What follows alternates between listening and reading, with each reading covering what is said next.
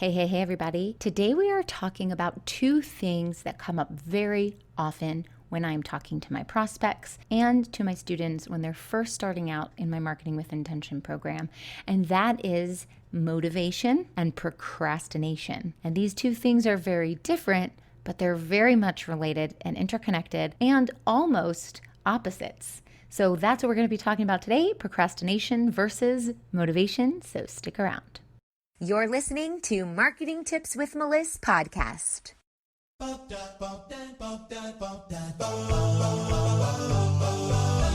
Welcome to Marketing Tips with Meliss podcast. And now your host, Meliss-Ep. All right, so when it comes to procrastination, this is the idea that we can do it later. Oh, we'll put it off till tomorrow. Or yeah, we'll get it done next week, whatever. And maybe this is how you were in school growing up, doing your homework. You waited till the last minute. You put it off as long as you possibly could until there literally wasn't any more time left and you had to get it done. Now, if that sounds like you and you are still as an adult doing things like that, it might be time to change some of those habits, because to run an efficient business that has room for growth and scaling, it really does need to be run strategically, and it does matter what you're doing every single day with your schedule. And procrastination doesn't really fit into that, especially if you have clients who are waiting for things, or you manage and run a team. I have a team of 13 right now here at Meliss Marketing, and if I procrastinated everything, I would be bottlenecking the entire process for growth in my own business, where everyone who works under me will be waiting for me to do things. So I'm scheduled. I'm very, very scheduled. I know that on certain days I have to do certain tasks to deliver them to certain team members so that they can then do their work. And it doesn't look good for business when your clients are waiting for things and their business is slowed down because of you. And that happens with procrastination. Now, on the other flip of the coin, we have motivation. Now, motivation is when you're excited to do things, you can't wait, you're like, let's go, and it's so fun and exciting, and you feel like you have all this energy to just go. And sometimes that's hard to live up to. Sometimes you might feel drained, especially if you're introverted and you recharge by taking time away from your business or away from everyone else, your clients, the people on your team, even your family and friends. And so if you are introverted and your energy is building up when you are away, it might be hard to focus on motivation, thinking that you always have to be go, and energy. And that's not really the truth. In fact, I am introverted. I love my alone time, but I'm very scheduled and detail-oriented, so I'm able to keep my business running and schedule in those breaks when I need them. The other thing about motivation, just like energy, is when you're not feeling like you have any energy, you have to force yourself kind of to do something towards that energy in order to gain the momentum to have more energy. And the same goes for motivation. So if you think about someone who has to lose 100 pounds and you say, today you need to eat healthy, you need to home cook all your meals, you need to plan out your meal prep for the whole week, you need to work out for 30 minutes to an hour every single day, you need to go for a walk, you need to drink 8 glasses of water every day, and then you say, good luck, go do it. They might feel overwhelmed and not motivated at all. And it might be really hard to do any of those steps knowing that there are millions of steps to do, because instead of looking at one step at a time and saying, oh, today I'm going to do the water thing, tomorrow I'm going to go grocery shopping for healthy food, and break it down into smaller goals, it just seems like this massive overhaul of their life, and therefore they feel so overwhelmed and unmotivated to do anything, and therefore they procrastinate. And the truth is that if they started to work out and go to the gym and eat healthy and do all these things, and they started to lose weight, and then they go look in the mirror one day and they go, wow, look at that. I look pretty amazing. Look at that muscle that's showing. I never saw that before. Now they have the motivation because they started and they're seeing results, and that is what is motivating them. So if you're thinking about doing something in your business, maybe it's redoing your whole content strategy. And if you need help with that, you can grab my complete content strategy toolkit at abundantstrategy.com. But if that's something that you're working on, you want to overhaul your content strategy, and you feel so overwhelmed by it that you just can't start, or you don't know where to start, you don't know what those first baby steps are, then you might procrastinate and put it off and feel completely unmotivated to do it. It's when you start making changes in your content strategy and now you're getting engagement and now people want to book calls with you and now you're closing sales, then you get excited and then your motivation grows exponentially and the energy to do the work grows exponentially. So you have to do the work first before the motivation comes. People often procrastinate because they're afraid of failing at the task that they need to complete. And if that's you, then I'm just going to tell you, get to it. Imperfect action is better than inaction. We are our own worst critics, right? And we have sometimes what's called perfectionist's fear, where we feel like we have to be perfect when we execute. And because it's so overwhelming, we don't know how to do it perfectly. And therefore, we're not going to execute at all. And that usually happens with people who are very creative. They have lots of ideas and they just can't seem to bring them all to fruition. And that sounds a lot like an entrepreneur. We are the ones that are innovative. Entrepreneurs are the ones that create things. We're the ones that make businesses to fill a need in the marketplace. So of course we have tons of ideas, but sometimes it's hard to execute. That's when you need to hire a coach and get some help in that execution.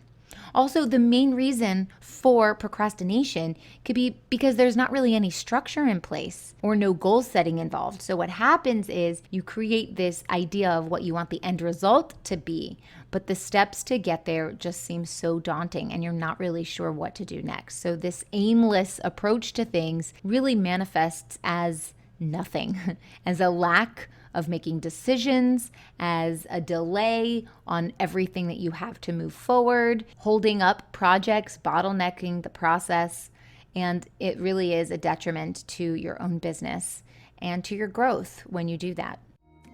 I'm sure that you've been told over and over and over again that creating content is an essential part of your marketing plan. But if you're like most business owners, you might be stuck in analysis paralysis, trying to figure out what, where, and how to post. Or maybe you've been creating content like crazy, but you just aren't seeing the results you've been promised. I promise you, you're not alone. That's why I created my complete content strategy toolkit, a comprehensive digital toolkit to efficiently and consistently create meaningful content that converts. My toolkit is packed with over $3,000 worth of tools, and the best part, I'm offering it all for the price of one dinner. Go check it out now at abundantstrategy.com. Another thing that happens, another reason why you might procrastinate is because you like to stay in your comfort zone. And procrastination might feel comfortable to you because it's the same as what you did yesterday. You put it off. You don't have to work hard. You don't have to move forward. You don't have to do anything that, is going to be outrageous today, just like yesterday and the day before. And so you keep putting it off. But we all know that where does growth happen? Outside of the comfort zone. So you do have to push yourself. You have to push yourself to do something a little bit different so that you are able to get a different result. Now, when I say do something different, I want you to do something that is in alignment with your purpose. Because being an entrepreneur and running a business is hard enough to then be creating something that you don't really feel so passionate about.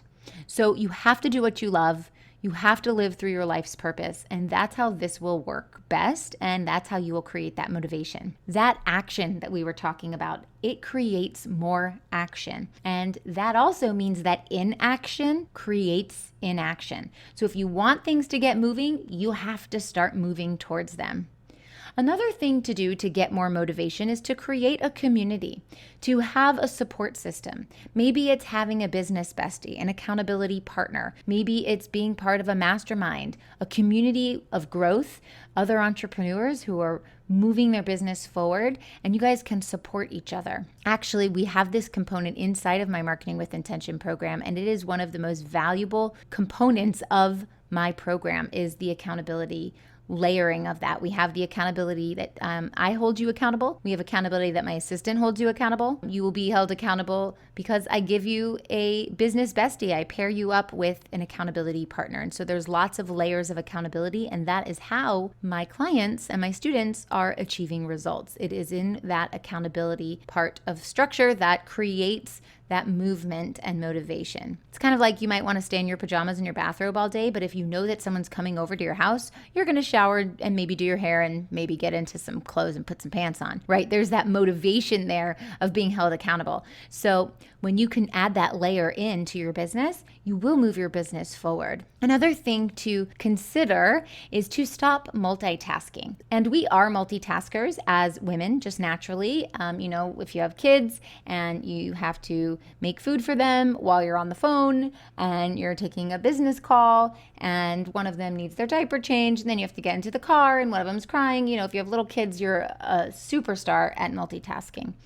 The problem with multitasking is that you don't get your projects done and then you procrastinate to finish them all. So you have a lot of unfinished projects instead of lots of finished projects that are done with complete focus, which will motivate you to doing more great work. You'll have a lot of half-assed work instead of a lot of kick-ass work. And so stopping to multitask will help with your motivation and kind of derail your procrastination. Also, you need to be able to celebrate everything. I just talked about this in a previous podcast about celebrating things, but you need to literally celebrate everything. You need to celebrate your small wins. You need to celebrate things that if you look back 2 years from now, you'd be like, wow, that was wonderful. You also need to celebrate things that might not seem celebratory. So, for example, a negative thing that we can turn around and celebrate is that somebody posted something in a group that was word for word something that I posted in a group. So I posted in this very big group. It had hundreds and hundreds of comments on it. It was a good, engaging post. Hundreds of comments. Someone else in my world saw that I posted that and the engagement that it got and literally posted the same thing verbatim. Didn't even change the words a little bit, just literally copied and pasted. And I had not made every letter capitalized. It was like I made a sentence, ... and then the next sentence started with a lowercase. And she did the same exact thing. So she literally copied and pasted and posted. Of course, she was reported to the group for copying my content. And you'd say, wow, that sounds really awful. I'm sorry that someone stole your content. That sounds pretty bad. But I celebrated it because I choose to look at the positive. And what does that mean? That means that I reached a level of success where somebody wanted to copy me. That's amazing.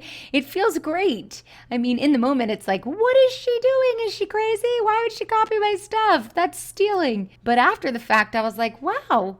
Not only is it flattery she liked my post, not only is it flattery she liked how much engagement I got, it's also like I reached this new milestone. So celebrate the good, celebrate the bad, celebrate it all because it's moving you forward in the right direction. And that is going to create motivation.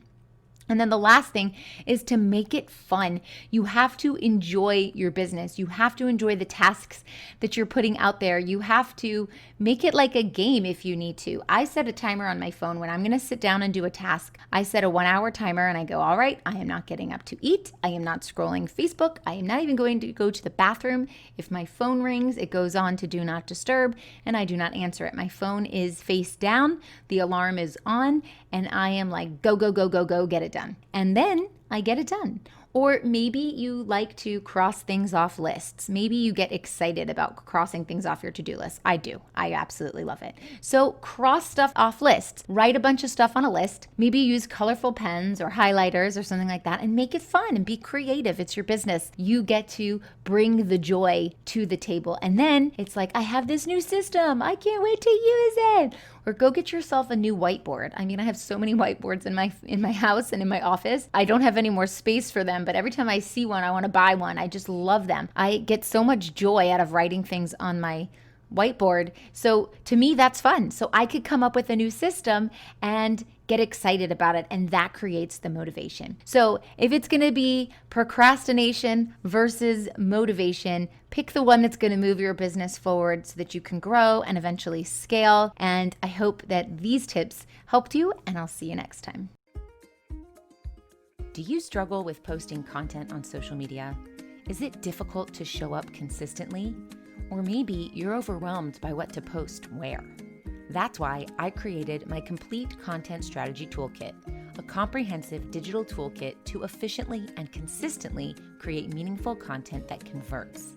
My toolkit is packed with over $3,000 worth of tools, and the best part, I'm offering it all for the price of one dinner. Go check it out now at abundantstrategy.com.